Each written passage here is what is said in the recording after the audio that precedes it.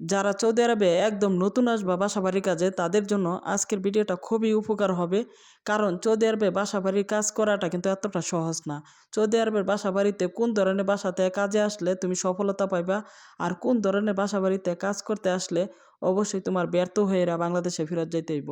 কখনোই মনে করো সৌদি আরবে বাসাবাড়ির কাজ যদি নিতে চাও তাহলে কখনোই বুড়া কফিল দিকে এরা বাসাবাড়ির কাজে আসবে না।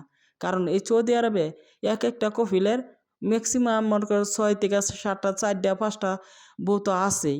তার বাদে দেখা গেছে যে আরও মনে করো যে পোলাপান 2 4 5টা করে ফালায় রেখে রেখে মনে করো যে বউ গেরা আরেকখানে করে বিয়া করে আলতেছে, ওই কফিলও গেরা আরেকখানে বিয়া করে লাইতেছে। তো এরকমভাবেই কিন্তু কি করবো, অসুস্থতার কারণে বয়স দিতে পারতাছি না। তো এই কারণে কিন্তু দেখা গেছে যে এই সৌদি আরবে বাসা বাড়িতে কিন্তু অনেক প্রবাসী মেয়েরাই কিন্তু কাজ করতে পারে না। তো আমি এটাই বলবো যে তুমি অবশ্যই বাসা বাড়ির কাজে আসতে চাইলে এরকম কফিল দেখে আসবা, যে কফিলের মনে করো 2 4 কিংবা 2 একটা পোলাপান আছে এরকম। আর ম্যাডাম যদি অন্য অন্য চাকরি বাকরি করে তাহলে তো মনে করো যে খুবই ভালো হয়। আর আমি তো যে বাসার মধ্যে কাজে আসছি এই বাসাটার মধ্যে বর্তমানে আমার কফিলে 7টা ফ্যামিলি, 7টা ফ্যামিলির 21টা পোলাপান। মাঝে মাঝে কফিলের বাসাতেও কাজ করি, আবার দেখা গেছে কফিলের ছেলেরা ওইসারা নেওয়ার জন্য খাড়িয়ে থাকে। কি বলবো, আসলেও তাদের সাথে কখনো প্রতিবাদ করা যায় না। তাদের সাথে প্রতিবাদ করবা তো তাদের মতন খারাপ আর কেউ হবে না। তো আমি এই বাসাটার মধ্যে এত বছর ধরে কাজ করতে আছি, 2টা বছর ভরা এত পরিমাণে কষ্ট করছি আর বলার মতন নাইকা। যেহেতু আসলে আজকে আমি অসুস্থতার কারণে ভিডিওটা ভয়েস দিতে পারতাছি না। প্রচুর পরিমাণে কাশি আসতেছে। আর সারা রাতই তো মনে করো যে আমি বইসা থাকি। কিছুদিন ধরে এতটাই যন্ত্রণা হইতেছে, কারণ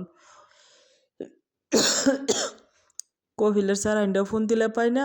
আর কফিল তো মনে করো যে বয়স্কর মানুষ, কোনো একটা কাজের লোকেদের প্রতি কোনো খেয়াল নাই কোনো ধরনের। এখন কি বলবো, সারাক্ষণ শুধু তাদের কাজ আর কাজ, কাজ ছাড়া তারা আর কোনো কিছুই বোঝে না। এই যে আজকে 15 20 দিন ধরে মনে করো অসুস্থ হয়ে পড়ে রয়েছি।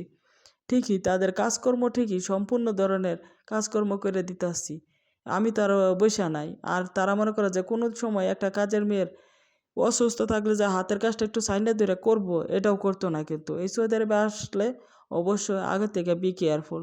তুমি যদি ওইরকম শক্তিশালী মানুষ হও, ধৈর্য শক্তি থাকে, তাহলে তোমার জন্য সৌদি আরবের বাসাবাড়ির কাজ আনাইতে। সৌদি আরবের বাসাবাড়ির কাজগুলো কোনো সাধারণ মানুষের দ্বারা না। এই যে আজকে 15 20 দিন ধরে যে অসুস্থ, আমাকে কিন্তু এখনো 1 টাকার ওষুধ আইনা দেয় নাই। এরা মনে করে খাওন দিব, কিন্তু মনে করো যে থাকার জায়গাটাও সেরকমভাবে বেশি একটা সুযোগ সুবিধা না। কারণ এই যে এই বাসাটার মধ্যে আমি যে বাসাতে কাজ করি তারা নিজেরাই ফ্লোরের মধ্যে থাকে। এখন আমার কি খাট পালং দিব?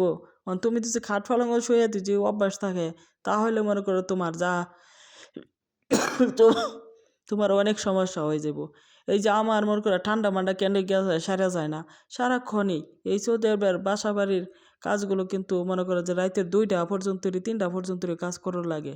কারণ সৌদি আরবের বাসা বাড়িতে কখনো মনে করো তাদেরকে না করতে পারবা না, এই কাজটা করতে